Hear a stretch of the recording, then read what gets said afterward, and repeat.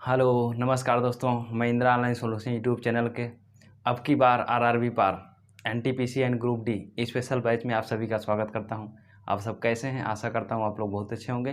पिछली पार्ट में हम लोगों ने 5 इम्पॉर्टेंट क्वेश्चंस पढ़ लिए थे, 45 इम्पॉर्टेंट क्वेश्चंस पढ़ लिए थे। आज की पार्ट में कुछ और महत्वपूर्ण क्वेश्चंस हम लोग पढ़ लेते हैं जो आने वाले एग्ज़ाम में के लिए बहुत ही महत्वपूर्ण है। तो आइए देखते हैं वो क्वेश्चंस क्या हो सकते हैं। क्वेश्चन नंबर 46 देखिए क्या कर रहा है। माँ की आयु और एक ही दिन पैदा हुए उसके जुड़वा बेटों की औसत आयु 55 वर्ष है। माँ की आयु का उसके एक बेटे की आयु का अनुपात 7:2 है। तो माँ की आयु है, यही पूछ रहा है। तो इसमें क्या बता रहा है कि माँ और उसके जुड़वा बेटे कौन है? 2। तीनों लोग को मिलाकर का औसत आयु कितनी है? 55 वर्ष है। ठीक। और फिर क्या कर रहा है? माँ की आयु और उसके एक बेटे की आयु का औसत कितना, मतलब रेशियो कितना है, अनुपात कितना है? 7:2 है। ठीक, 7:2 है। तो माँ की आयु निकालना है। तो इस टाइप के क्वेश्चन करने के लिए हम लोग क्या करते हैं, रेशियो मेथड से ही लगा लेते हैं। कैसे लगा लेंगे देखिए, यहाँ पे ध्यान दीजिए कितना दिया है रेशियो कितना दिया है? 7:2, 7:2 दिया है। तो अब इसको हम 7:4 बना सकते हैं। कैसे? 2 + 2, क्योंकि 2 बच्चे हैं ना, तो इसको क्या लिख सकते हैं? 7 + 4 = कितना? इसको इतना कर सकते हैं। अब इसको 7 × 4 = 11 कर सकते हैं। तो 11 = कितना है? दिया है 55 वर्ष, तीनों लोग का औसत है, तो 55 यहाँ पे कर लिए। ठीक, तो ये हम इसको काट सकते हैं।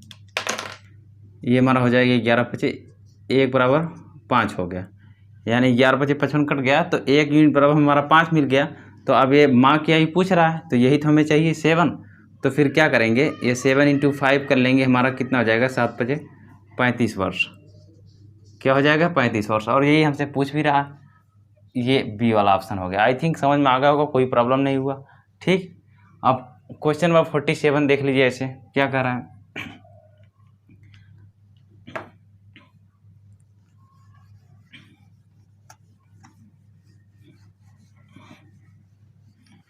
क्वेश्चन नंबर 47 अब तक आप देख लिए होंगे।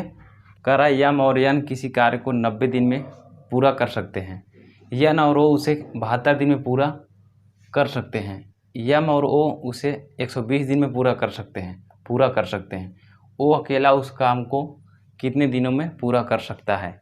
यही क्वेश्चन पूछ रहा है। ठीक, तो अब देखिए, अब तक आप क्या देखते होंगे कि ए बी सी डी या यम यन ओ 3 लोग अकेले अकेले काम करते थे, कितने दिन पूरा कर सकते थे उसका आप निकालते थे।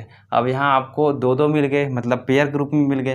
तो इस टाइप के क्वेश्चन करने के लिए आप क्या करेंगे कि आप दोनों लोग का एक साथ निकाल लीजिए। तो जब एक साथ निकालेंगे, जैसे मेरे कहने का मतलब ये हुआ, यम प्लस यन एक साथ कर लीजिए, फिर यन प्लस ओ एक साथ, फिर और यम प्लस ओ वही दिया भी है। ठीक है, इन तीनों लोग का एक साथ निकालते हैं। ठीक, निकालने के बाद इस सब को ऐड करेंगे, क्या है? यम 2 बार आ जाएगा, यन 2 बार आ जाएगा, ओ 2 बार आ जाएगा, यानी दोगुना आदमी हो गए। ठीक है, तो ये क्या लिखेंगे इसको? यम प्लस यन प्लस ओ, यही तो लिखेंगे। ठीक, अब इतना यहाँ तक छोड़ते हैं। अब देखिए आगे देख लीजिए, पहले इसका बारी बारी से हम निकाल लेते हैं। ठीक, ये हमारा यम प्लस यन हो गया, ये हमारा क्या है?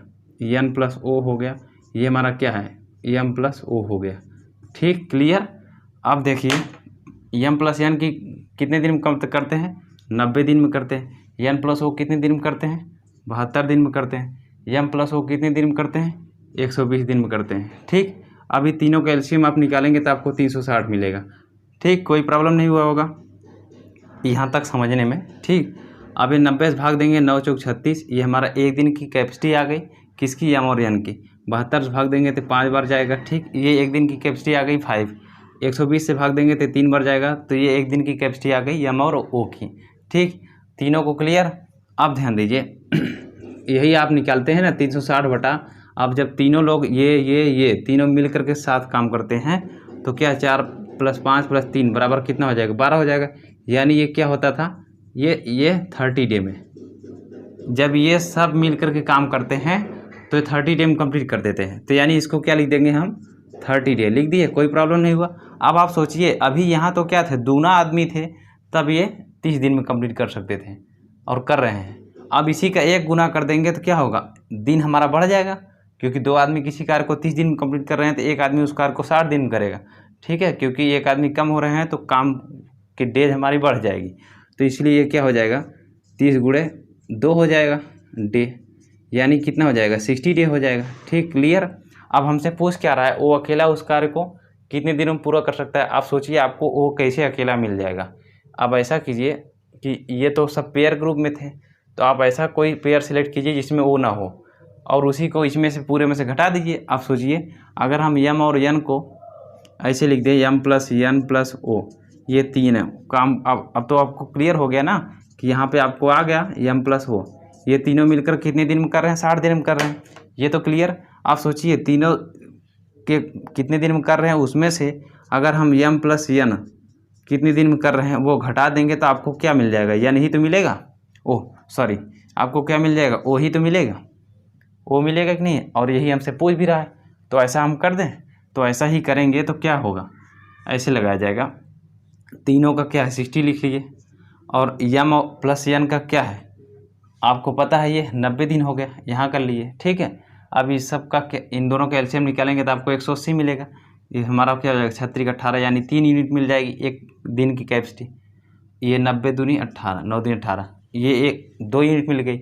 अब ये माइनस करेंगे, क्यों, क्योंकि आपको पता है हम इसको घटा रहे हैं। क्या कर रहे हैं, घटा रहे हैं। तो ये 180/3 - 2 इज इक्वल टू कितना हो जाएगा, 180 डे। कितना हो जाएगा, 180 डे। तो क्या मिला हमको, यहाँ पे ओ की कैपेसिटी, ओ कितने दिन में कंप्लीट करेगा, इज इक्वल टू 180 डे। कितना, 180 डे। कोई प्रॉब्लम नहीं हुआ होगा आपको समझने में। ऑप्शन नंबर देख लीजिए कौन सा सही हो रहा है, ये सी। ठीक, तो नेक्स्ट क्वेश्चन देख लीजिए ऐसे। क्वेश्चन नंबर 48 देखिए क्या कर रहा है, कर रहा है 2 औरतों की आयु का अनुपात 4:9 है और उनमें से एक की आयु दूसरे से 45 वर्ष अधिक है, तो उनकी आयु का गुणनफल क्या होगा, यही पूछ रहा है। तो इसे करने के लिए बहुत ही आसान क्वेश्चन है, आप आसानी से कर लिए होंगे। कितने लोग अब तक तो माइंड से कर भी लिए होंगे। अब देखिए कैसे किया जाए। इसमें क्या है, एक दूसरे से 45 वर्ष अधिक है। ठीक, तो यहाँ पे रेशियो क्या दिया था, 4:9। 3 में डिफरेंस क्या है, 5 का है, तो यही 5 तो है हमारा 45। ठीक, कोई प्रॉब्लम नहीं हुआ होगा यहाँ तक। डिफरेंस कह रहा था ना, उनमें से एक क्या है दूसरे से 45 वर्ष अधिक है, यानी 4 और 9 में क्या डिफरेंस है, 5 है, तो 5 और 45 कर सकते हैं। अब इसको हम काट देंगे तो हमारा कितना हो जाएगा, ये 5 9 45 हो गया, यानी एक यूनिट बराबर कितना हो गया, 9 हो गया। तो अब ये निकाल लेते हैं, तब फिर क्या हो गया, 4 × 9 इज इक्वल टू कितना हो गया, 4 9 36 हो गया, और फिर 9 × 9 इज इक्वल टू कितना होगा, 81 हो गया। ठीक, अब कह रहा है कि तो उनकी आयु का गुणनफल क्या होगा, तो इनका गुणनफल निकालना है 36 × 81। अब ध्यान दीजिए, यहाँ कोई दिमाग लगाएगा, ऑप्शन देखिए, इतना दिया है, इतना इतना। अब देखिए 36 दिया है और ये 6 का नेम 6, यानी यूनिट प्लेस वैल्यू 6 आई, तो 6 दिख रहा है कहीं क्या, ये वाला ऑप्शन मार्क करके आप आगे बढ़ जाइए, यही आंसर हो जाएगा। क्योंकि इन दोनों को मल्टीप्लाई करने के बाद कभी भी 0 आ नहीं सकता, कभी 0 नहीं आ सकता यूनिट प्लेस वैल्यू पे, कभी 5 नहीं आ सकता। तो एक ही ऑप्शन ऐसा दिख रहा है जो 6 आ सकता है, तो वही आप 6 यूनिट प्लेस वैल्यू देख करके टिक मार करके आगे बढ़ जाइए। पूरा गुणा करके अपना टाइम मत खराब कीजिए। ठीक, ये एग्ज़ाम में क्वेश्चन करने का ये भी एक तरीका है, यूनिट प्लेस वैल्यू से फाइंड करना। ठीक, क्वेश्चन नंबर 49 देख लीजिए ऐसे क्या कह रहा है।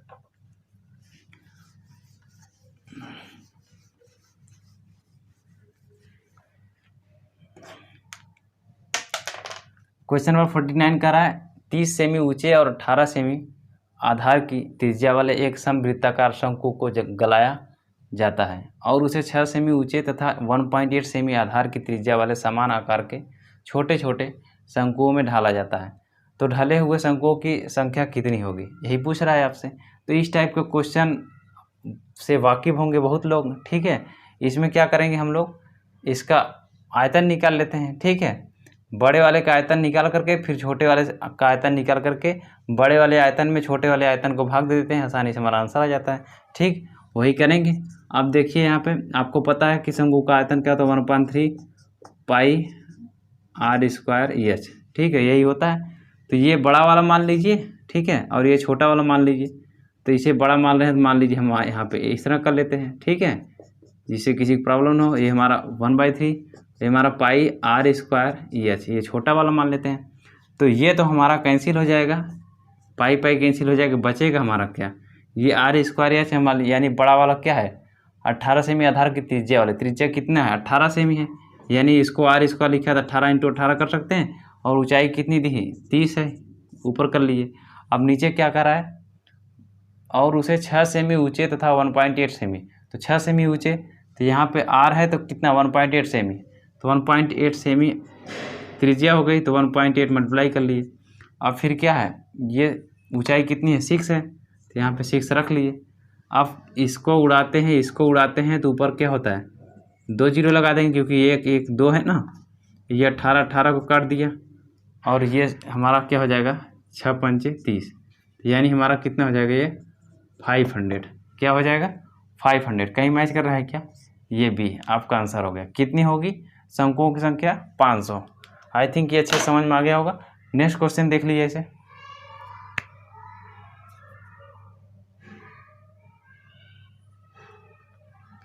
हाँ, ये क्वेश्चन नंबर 50 देखिए। क्वेश्चन नंबर 50 क्या कर रहा है, एक कमरे की लंबाई, चौड़ाई और ऊंचाई का अनुपात 5:4:2 के अनुपात में है। यदि एक नए कमरे में लंबाई को 40% और चौड़ाई को 25% से बढ़ाया जाता है, मतलब कितना बढ़ाया जा रहा है 40% बढ़ाया जाए और 20% बढ़ाया जाए चौड़ाई को, तो कमरे के चारों दीवारों के कुल क्षेत्रफल को अपरिवर्तित रखते हुए अब क्या कर रहे हैं, यहाँ पे लंबाई तो 40% बढ़ा रहे हैं और चौड़ाई को 25% बढ़ा रहे हैं।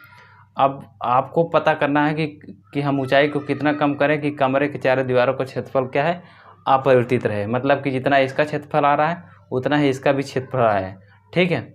अब क्षेत्रफल अपरिवर्तित रखते हुए कि आयतन में क्या बदलाव किया जाएगा, तो वही पूछ रहा है कि अगर ऐसा कर रहे हैं तो उसके आयतन में क्या बदलाव आएगा, ठीक है। क्षेत्रफल तो हम चलिए बराबर कर ले रहे हैं, लेकिन उसके आयतन में क्या बदलाव आएगा, प्रारंभिक वाला आयतन और फिर जो नया हम रूम बना रहे हैं उसके आयतन में क्या बदलाव आएगा वही पूछ रहा है, ठीक है। वृद्धि होगी कि कमी होगी, ठीक है। अब देख लीजिए इसे कैसे लगाया जा सकता है। इस टाइप के क्वेश्चन एक हम बता दिए थे पीछे। इसको करने के लिए हम करते क्या हैं, ध्यान दीजिए। पहले क्या दिया है 5:4:2 ये दिया गया है, ठीक। तो इसका हम आयतन निकाल लें, क्योंकि आयतन की ही बात कर रहा है। तो हमारा क्या होता है LBH = कितना हो गया 5 × 4 × 2 = कितना हो गया 40, 5 चौक 20, 20 दूनी 40, 40 हो गए, ठीक है। 40 क्लियर, कोई प्रॉब्लम नहीं हुआ। अब कह रहा है 40% लंबाई बढ़ाया जा रहा है। अब ये लंबाई है, इसका 40% निकालेंगे। आपको पता है, सोचिए 40% ये निकाल रहे हैं, प्लस कर रहे हैं, और जब प्लस कर रहे हैं तो कितना हो गया, आप ये 20 दूनी हो गया, और ये हमारा क्या हो गया 20 बचे। इसे इतना लिख सकते हैं, 40% को 2/5 लिख सकते हैं। प्लस किए हैं तो कितना लिखेंगे 7/5 लिखेंगे। अब ये 7 हमारा क्या हुआ बढ़ा हुआ हो गया, और ये हमारा 5 पहले वाला हुआ। अब पहले का 5 दिया है तो कुछ करने की ज़रूरत नहीं, इसका मतलब हम डायरेक्ट 7 लिख सकते हैं, लिख दिए। अब लंबाई कितना हो गया 7 हो गया। अब ऐसे ही चौड़ाई की बात कर लीजिए, चौड़ाई प्लस 25% बोल रहा है, तो अब इसको क्या लिखेंगे 1/4, ये भी जानते हैं। प्लस में किए हैं तो हमारा कितना हो जाएगा 5/4 हो जाएगा। अब ये हमारा क्या हो गया चौड़ाई हो गया नया, और ये पुराना है। पुराना हमारा 4 दिख भी रहा है वही है, जब वही है तो हम क्या करेंगे ये 5 लिख देंगे, चौड़ाई हमको मिल गया।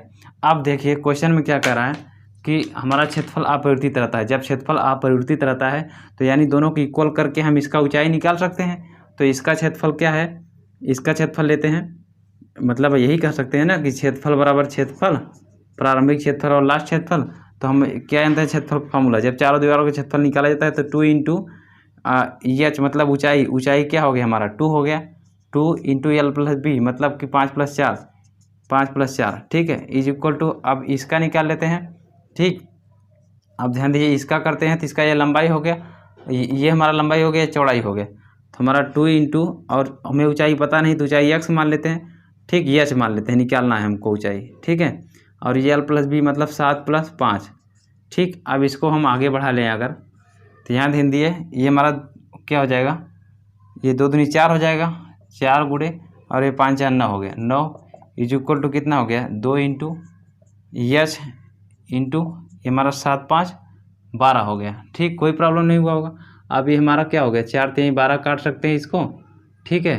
अब काट दिए, ये हमारा 3 त्रिका 9 काट सकते हैं, काट दिए, कोई प्रॉब्लम नहीं हुआ, 3 आ गया। तो अब ये 2 उठ कर के इधर आया, यानी 3/2 बराबर क्या हो गया, h हो गया। तो हमें ऊंचाई मिल गया। ठीक, अब जब हमको तीनों मिल गया, लंबाई, चौड़ाई और ऊंचाई, जो बाद में जो नया रूम बना हुआ उसका, तो इसका LBH निकाल लेते हैं, यानी आयतन निकाल लेते हैं। आयतन निकालेंगे तो हमारा कितना मिल जाएगा, LBH इज इक्वल टू कितना हो जाएगा हमारा, ये 7 गुणे 5 गुणे ये कितना है हमारा 3/2, इतना हो गया। तो यानी ये 7 × 35, 35 3 105 होता है बटा 2, इतना आ गया। अब कह रहा है कि आयतन में क्या बदलाव किया जाएगा, तो पहले देखते हैं कि घटता है बढ़ता है। पहले अब क्या करते हैं, प्रारंभिक वाले आयतन में से अंतिम वाले आयतन को क्या है घटाते हैं।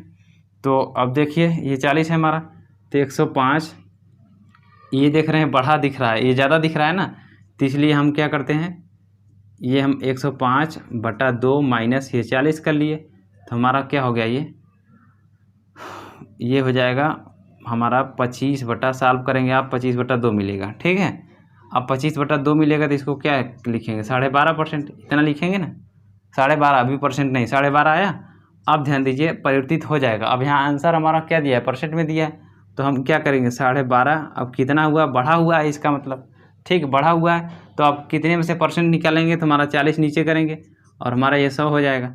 आपको पता है कि इसको हम 5 लिखते हैं, 20 पंचे, इसको हम 20 दूनी, यही तो कहते हैं ना। अब क्या होगा, ये हमारा, अब इसे आप सॉल्व करेंगे, 2 से हम इसे भाग दे देंगे। ऐसा करते हैं कि हम इसको हटा ही लेते हैं, यहाँ पे इसको हटा लेते हैं, तो हमारा कितना हो जाएगा, ये 10 हो जाएगा। ठीक है, और ये 5 से इसमें गुणा कर दिए, भाग कर दिए, तो हमारा 2 हो गया, यानी 125/4 हो गया। ठीक है, अब 4 से इसे भाग देंगे और ये हमारा परसेंट में हो गया, भूलिए मत। ठीक, अब हम 4 × 12, 4 करने और 4 2.5, ये हमारा कितना हो गया 31.255% हमारी वृद्धि हो जाएगी। ठीक, यही आपका आंसर हो जाएगा, ए वाला। आई थिंक कोई प्रॉब्लम नहीं हुआ होगा आपको समझने में। पहले हमने क्षेत्रफल बराबर करके उसकी ऊंचाई निकाल लिया, और ऊंचाई निकालने के बाद फिर पहले आयतन निकाल ही लिए थे, फिर लास्ट का आयतन निकाल लेते हैं, दोनों का डिफरेंस निकालते हैं, फिर उसका परसेंट निकाल देते हैं बस। और परसेंट आपको पता है कि निकाला जाता है हमेशा बेसिक वाले पे, जो मूल था, मूल हमारा क्या था, पहले वाला था। ठीक, अब यहाँ देखिए क्वेश्चन नंबर 51, देख लीजिए क्या कर रहा है।